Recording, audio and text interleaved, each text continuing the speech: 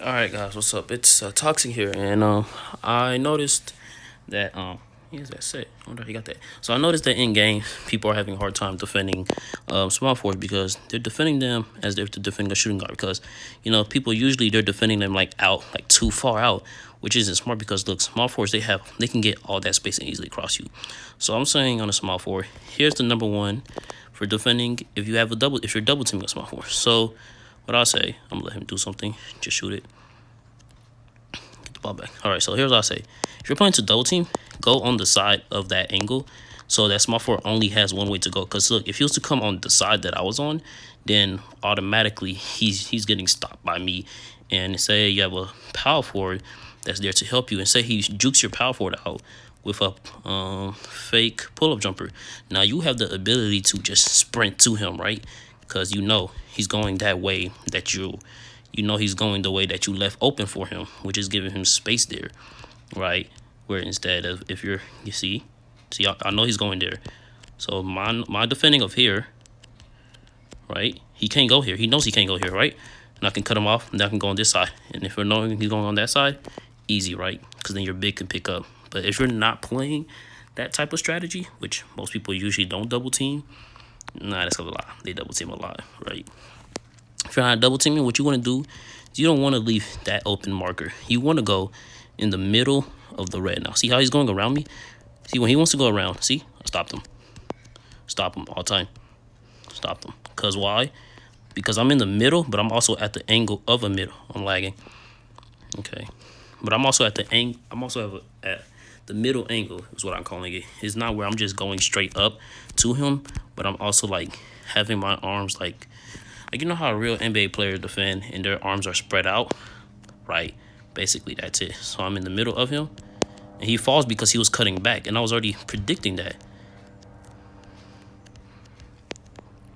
Basically, go up to him. Don't go strictly to the middle. Go to a middle angle. So your arms you're spread out. Because if you're going straight to the middle, your arms don't spread out. They just stay like this. If you go like this, one arm is reaching further the direction that you're like pivoting to. Like, so let me show you.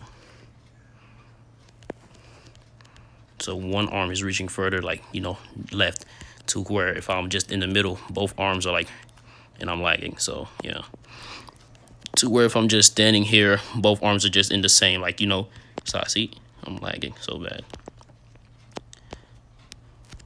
Dash, middle, block. Basically, go up to him. So you want to be faster than him, basically. If you know they're going to hesitate, still. So anytime they do a hesitate, you can easily tell because it's different from a regular dribble. They bounce up to a regular dribble. See, I bounce. When they bounce like that, go for a steal. To a regular dribble, you don't bounce at all. You go full throttle. So right, let's see if he's gonna bounce. Right, because he knows that you're close to him, so he wants you to. So he's gonna do the bounce. Right, see how I didn't fall in that crossover? See, because I'm there.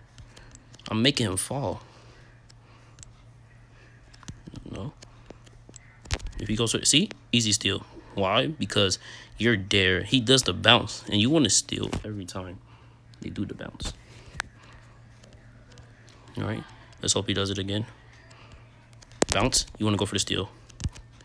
But I won't always do it. I'll only say go for it once you do it. So basically what I'm saying is when you're defending small forward, there's two ways to defend.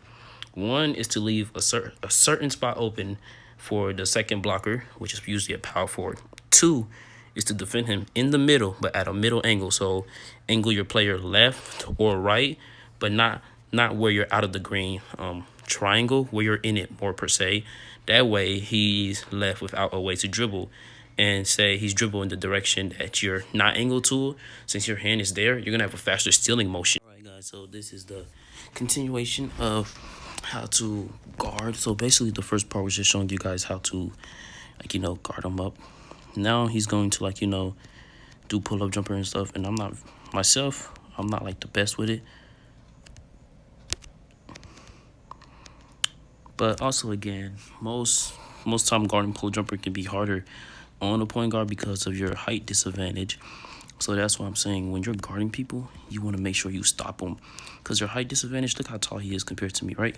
You see how he's just pulling up? Even if you're there, it's a distraction, but we also want to try to not make it a thing of, oh, who gets the rebound. I don't want my, like, you know, my center or my power forward trying to get the rebound when I could easily get the loose ball if I make him fall like that, right? Now, see, I'm doing my defensive stuff. I should have stole there because he was doing the, what did I call it? That was just luck. I don't care what nobody, that was, he was doing, what do I call it, the bumping, right, dribble, like hopping dribble. So I should have just stole there because he did it like 3 times in my face. All right. I'm trying to make him sure he does more pull-up jumpers, but I'm not trying to give him that space to do it. See, okay, see, I'm giving him too much space. But see how early I jumped on that? And there's a reason why, because for me, I can see when they pull up, so I don't have to wait for the animation to happen. And why that is because every character, that was just me not paying attention. Every character has this thing whether it's centers to down to shooting guard, where they really hold the ball before they shoot. Now, the thing with pull-up jumper is, if I'm able to circle it, all right, you'll be able to see it. All right, when he dribbles, I jump the moment he brings the ball up, because as that circle shows, that's when he grabs it with both of his hands. But being a point guard, I'm got to be closer to him. It is when small forwards do it, they hold the ball at their side. So basically they'll hold it like, you know, like right here before they pull a jumper. Like they'll grab it to the side because what they're doing is they're bringing the ball from down up. So basically it's a follow through from the down to the up, which is why people, like, they don't really look at the side of a power forward. I mean, not power forward, small forward. So you're really not seeing it. But if I was on a center or power forward, most of these misses would be blocked. So again, it is height disadvantage as Shins is shorter as what here I jump when he grabs the ball as when the circle shows. So I don't have to jump when he shoots, but I jump before. Events could probably block that easier. You see, just once again, I'm missing because of height advantage. So mostly I think the best, because you can get a shooting guard to be as fast as a point guard. So if you have events, that was just me being bad. Like I said, I'm not the best at always seeing it because small forward, their pull-up jumper is tricky because I'm looking to see when they do grab the ball and to go through the shot motion. But I don't always do that. Sometimes you can just easily like feel it, right? Like you're not. See, I knew he was gonna go that way. And also, once again, you can easily read people by their character's feet motion because their character's feet is basically exposing where they're going, which lane they want to decide to pick from, right? So that's how I'm able to, what I call a predict dribble. I mean, a predict defensive stop, where I try to predict where they're going based on their character's movement of their feet. Not feet, but you know, leg, which is, he's gonna cut back, but he's gonna end up here. See, I'm able to predict that. Wow.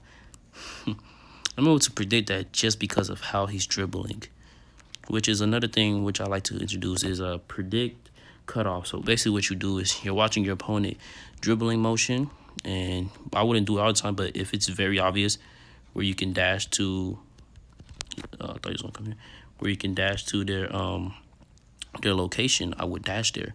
Whereas he was just going that way, it was making it easy. I knew he was gonna come here. Oh, the bounce dribble got me. But yeah, whereas if you can tell where they're going, it's much easier on shooting guards than it is on somebody who can just have an easier shot. But yeah, this was a continuation of the video. Hope you learned something from it. Now, I wasn't able to, like, you know, he scored a lot of points, but you know, when you explain stuff and you gotta like try to defend, he's gonna get points. But hope you